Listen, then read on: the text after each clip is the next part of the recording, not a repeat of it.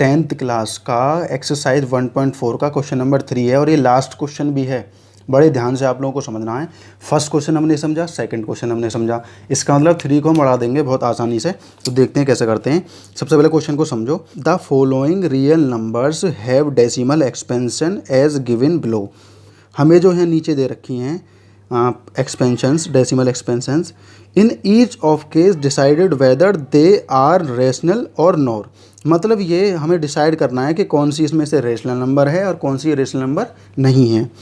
अब ये तो हमारा हो गया पूरा। तो अब ये पूरा करने के बाद में हमें एक और चीज़ पढ़नी है, एक और चीज़ समझनी है, क्योंकि ये क्वेश्चन हमारा यहीं पर ख़त्म नहीं होगा।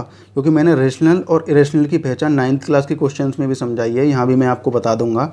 हमें क्या करना है, पहला पार्ट तो हमें ये कर देना है कि इनको पहचान लेना है कि कौन सा रेशनल है और कौन सा इरेशनल है। पहचान लिया, उसके बाद हमें क्या करना है, उसके बाद if they are rational and of the form P upon Q, फिर हमें क्या करना है, जो रेशनल नंबर हैं इनमें से उनको P अपॉन Q की फॉर्म में हम कैसे लिख सकते हैं। What can you say about the prime factor of Q, और Q के प्राइम फैक्टर क्या क्या हो सकते हैं वो हमें बताने हैं। तो बहुत आसान क्वेश्चन है ये, बस आपको ध्यान से समझना है। अगर आप लोग इसे फोकस करके समझेंगे तो आप लोगों के समझ में आएगा बढ़िया तरीके से। तो आइए दोस्तों फर्स्ट पार्ट की तरफ चलते हैं, फर्स्ट पार्ट को समझते हैं। 4 3.1 2 3 4 5 6 7 8 9 कुल मिलाकर ये टर्मिनेट हो गया। तो ये हमारा क्या है, टर्मिनेट एक्सपेंशन है। ये हमारा क्लियर हो गया भाई, टर्मिनेट एक्सपेंशन है, ये हमारा क्लियर हो गया। मैंने आपको रेशनल्स की क्या पहचान बताई थी, एक तो वो टर्मिनेट होगा, और अगर वो नॉन टर्मिनेट भी हुआ तो वो रिपीटिंग होगा। नॉन टर्मिनेट रिपीटिंग, जो हमारे रेशनल नंबर होते हैं वो या तो टर्मिनेट होते हैं या नॉन टर्मिनेट होते हैं, तो रिपीटिंग भी होते हैं।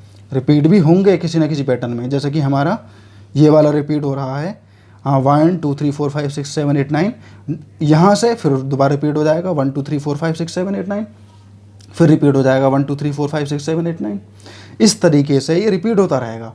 तो हमारा एक तो टर्मिनेट होता है रेशनल नंबर, एक होता है non terminate but repeating. Non terminate भी है लेकिन रिपीटिंग है। हो गया ना क्लियर। तो ये चीज़ हमें क्लियर हो गई। ये क्या है, हमारा टर्मिनेट है, तो हम कह सकते हैं कि ये रेशनल नंबर है। हो गया ना। तो ये रेशनल नंबर है हमारा, लेकिन ये हमने बताया एक पार्ट, हमने इसको बता दिया कि ये टर्मिनेट है और रेशनल नंबर है। तो टर्मिनेट लिखना आपको ज़रूरी नहीं है, ये मैंने आपको समझाने के लिए लिखा है। ये सिर्फ समझाने का मेरा एक एग्जाम्पल था। ये जो हमने लिखा है टर्मिनेट, ये मैंने सिर्फ आपको समझाने के लिए लिखा है कि ये टर्मिनेट है, इसका मतलब रेशनल है। तो हमने लिख दिया ना रेशनल नंबर है। अब इसके बाद में आ जाओ सेकेंड पार्ट पर। पहले हमें पहली शर्त पूरी करनी है कि हमें ये बताना है कि कौन सा रेशनल है और कौन सा इरेशनल है। उसके बाद हम बताएंगे कि अगर हम इन्हें P अपॉन Q की फॉर्म में लिखें तो Q के क्या क्या फैक्टर हो सकते हैं, जैसा कि आप क्वेश्चन में देख पा रहे हैं। तो अब हम देखते हैं, पहला पार्ट हमने किया, दूसरा देखते हैं। पार्ट में आप लोग देख पा रहे हैं 2 0 1 2 0 1 2 0 0 1 2 0 0 0 1 2 0 0 0। मतलब क्या हुआ इसका, ये तो सीधा सीधा हमें दिख रहा है कि ये रिपीट नहीं हो रहा। मतलब ये नॉन टर्मिनेट तो है ही है, नॉन टर्मिनेट तो है ही है ये, लेकिन रिपीटिंग नहीं है, रिपीटिंग भी नहीं है। तो इसका मतलब ये क्या होगा, ये इरेशनल होगा। ये क्लियर हमें समझ लेना है कि जो नॉन टर्मिनेट के साथ में रिपीट नहीं हो रहा है वो क्या है, हमारा इरेशनल नंबर है। ये हमारा P अपन Q की फॉर्म में लिखा ही नहीं जा सकता है। तो ये हमारा क्लियर हो गया। बहुत आसान था, जो किसी एक पैटर्न में रिपीट नहीं हो रहे हैं, जैसे कि यहाँ 1 0, यहाँ 2 0, यहाँ 3 0, यहाँ 4 0।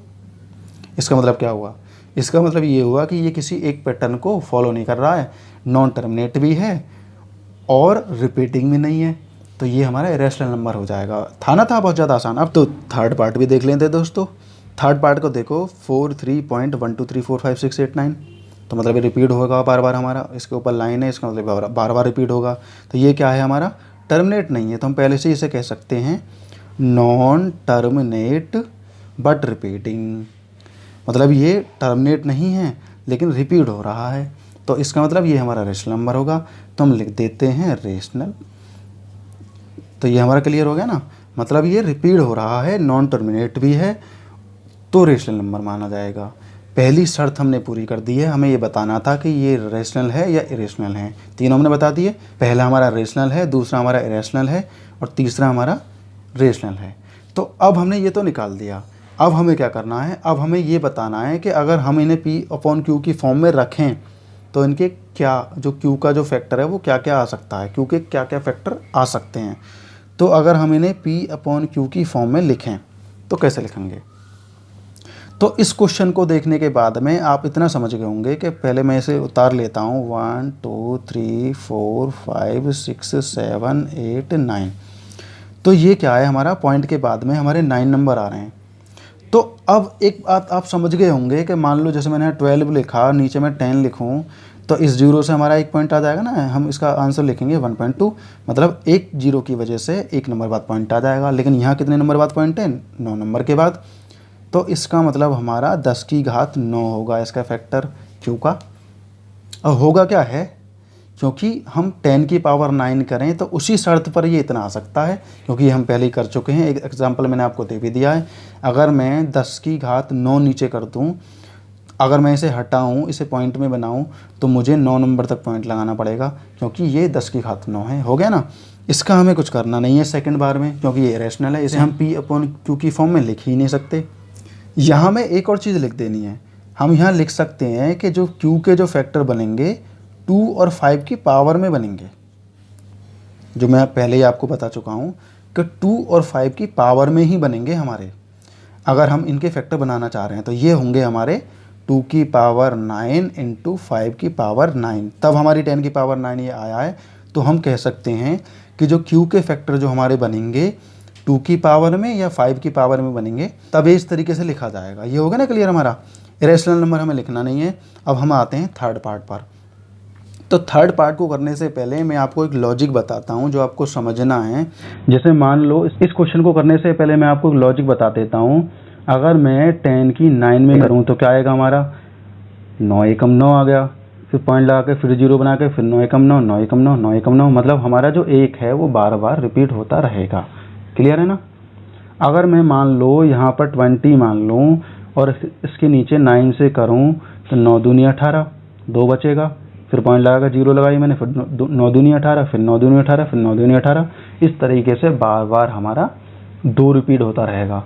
मतलब इसमें एक नोट करने वाली बात वो मैं आपको बताऊंगा। पहले एक और एग्जांपल दे देता हूँ। मान लो मैं इसे 10 की जगह 100 मान लूँ और मैं करूँ 99 की, तो कितनी बार जाएगा दोस्तों, एक बार, फिर मैं पॉइंट लगा दूंगा।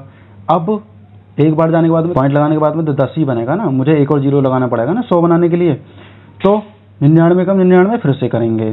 इसका मतलब यहाँ क्या होगा, यहाँ ये 01 रिपीट होंगे। तो यहाँ हमें एक चीज़ नोट में आ रही है कि अगर मैं एक 9 का भाग देता हूँ तो एक बार नंबर रिपीट होता है, मतलब एक नंबर रिपीट होता है बार बार। अगर मैं 2 9 का भाग दे दूँ किसी भी नंबर में तो कोई भी 2 नंबर बार बार रिपीट होते हैं। ये हमारा क्लियर हो गया। और यहाँ हमारे नंबर कितने रिपीट हो रहे हैं, यहाँ हमारे 9 नंबर रिपीट हो रहे हैं। इसका मतलब इसके डिनोमिनेटर में कितने 9 होंगे, 9 बार 9 होंगे, मतलब 9 टाइम 9 होंगे।